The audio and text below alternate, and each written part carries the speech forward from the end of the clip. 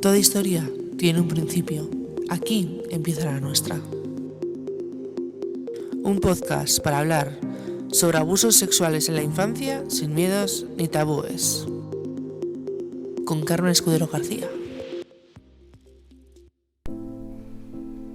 El lugar donde todo empezó visita un lugar que últimamente me ronda por muchas partes. Es un lugar que en sí mismo no entiendo. Es un lugar donde las leyes básicas de convivencia se rompen. La ecuación es perfecta. Una persona hace daño a otra. Puede ser de 1000 maneras diferentes.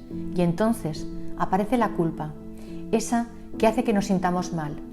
Este sentirnos mal nos va a llevar a tener conciencia de nuestros actos y del daño que hemos podido crear con ellos, y a resarcir, de alguna manera, a la persona que hemos agraviado. Pero en una persona que ha vivido victimización infantil, la culpa no funciona así. Y aquí es cuando la ecuación perfecta se rompe. Justo cuando esa niña o ese niño se hace cargo de una culpa que no le pertenece. Es la apropiación de una culpa que no corresponde con la realidad. Y esto se consigue a través de la amenaza, a través de regalos, a través de hacerle sentir al infante especial, a través de minar la confianza en sí misma o en sí mismo para hacerle manipulable, a través de hacerle responsable de la seguridad de su familia, a través de crear una complicidad en la agresión que hará que la niña o el niño se responsabilice de un acto del cual el único responsable es el agresor. La culpa es un constructo moral de la sociedad en la que vivimos y que sirve para autorregularnos. Cada sociedad establece sus propias normas, usos y costumbres, y estos afectarán a la conciencia moral de cada persona. Este conjunto de normas se implementa a través de la familia, la educación, la religión, los medios de comunicación, y es el mecanismo que tiene la sociedad para guiar nuestro comportamiento y evitar de esta manera que se rebasen unos límites predefinidos. De esta manera queda claro lo que sí se puede hacer y lo que no. ¿Qué ocurre en nuestra sociedad para que ante la victimización infantil miremos hacia otro lado? Si está tan claro lo que sí se puede y lo que no se puede, ¿por qué el mensaje que se recibe es de impunidad? La sociedad al final es permisiva con este tipo de actos, porque al callar otorga, y lo que otorga es legitimidad.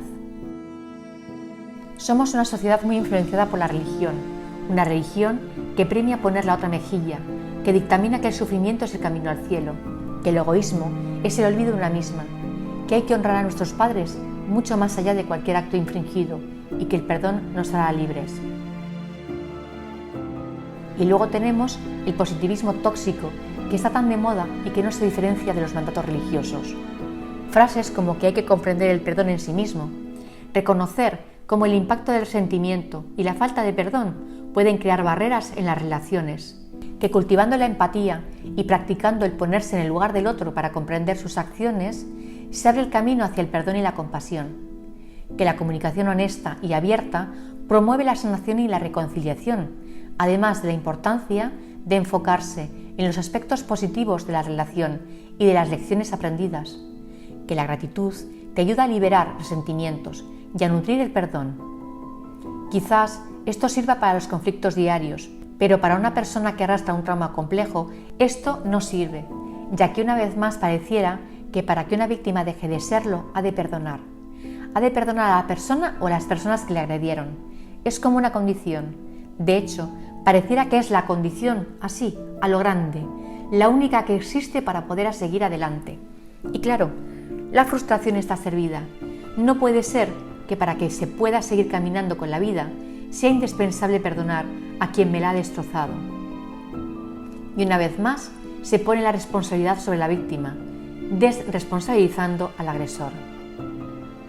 Y entonces, para que los demás no me vean como alguien egoísta o soberbia, o quizás para que yo me sienta mejor persona, me convenzo de que le he perdonado, que ya no me importa, que siento indiferencia hacia esa persona, que creyó que podía hacer con mi cuerpo y con mi salud mental y emocional lo que a él o a ella les le antojase, sin tenerme lo más mínimo en cuenta, diciéndose a sí mismo o a sí misma: los niños no recuerdan. No puedo perdonar cuando cada vez que oigo su nombre mi cuerpo se tensa, o si quiero verlo por la calle mi estómago se atenaza y mis piernas se estremecen y lo único que quiero es irme corriendo a casa a esconderme de todo el mundo. Y luego, más tarde, cada vez que pase por el lugar donde lo vi o creí verlo, vaya muerta de miedo, y aún así todo, digo que ya le he perdonado, que ya no me hace daño, que aquello pasó y que se quedó allí, que está superado. ¿Qué es lo que está superado? Si sigo teniendo pesadillas, si aún desconfío de todo el mundo, si aún no soy capaz de poner límites, si aún siento una culpabilidad inmensa, si aún no soy capaz de exponer mi enfado sin estallar en ira, si aún no soy capaz de sentir y reconocer mis emociones y sentimientos, si aún no sé cuál es mi valor como persona, si aún mantengo una relación extraña con mi sexualidad, si aún bebo, si aún me drogo, siento decirte que aún no lo has superado, por mucho que te digas que yo lo has perdonado, que yo lo has superado.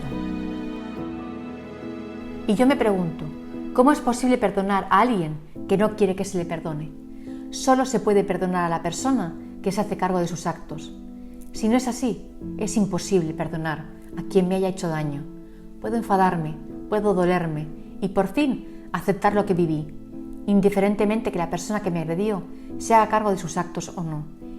Y una vez que me he hecho cargo de mi verdad y he aceptado lo que viví, si quiero afrontar a mi agresor y se arrepiente, podré aceptar sus disculpas o no, si así lo quiero. No estoy obligada a aceptar sus disculpas. Y si lo que ocurre es lo común, que no se haga cargo de nada, en realidad a mí no me importará, porque mi reparación no puede depender de que me pidan disculpas o no. Porque esto no va de perdonar a mi agresor, va de perdonarme a mí, por ir, por no decir que no, por no decírselo a nadie, por no pararlo, por sentir excitación, por sentir placer, por repetir lo que aprendí, por darme asco, por darme atacones de comida, por avergonzarme de mí misma, por beber más de la cuenta, por drogarme y luego sentirme el ser más despreciable, por haber hecho de la promiscuidad mi baluarte, pero por dentro sentirme muerta, porque no soy capaz de sentir placer. Siento ser políticamente incorrecta, pero mi salud mental, emocional y física no dependen de mi perdón a la persona que me agredió y que además hizo que me hiciera responsable de sus actos, sino que dependen de apropiarme de mi historia, de hacer el duelo por todo lo que pudo ser y que nunca será, de todo lo perdido, de reconocer mi daño, de darle espacio, de encontrar nuevas maneras de caminar por la vida, de aceptar que hay un daño, que va a haber cosas que desaparezcan y que otras me acompañarán para siempre, y sobre todo, de perdonarme a mí.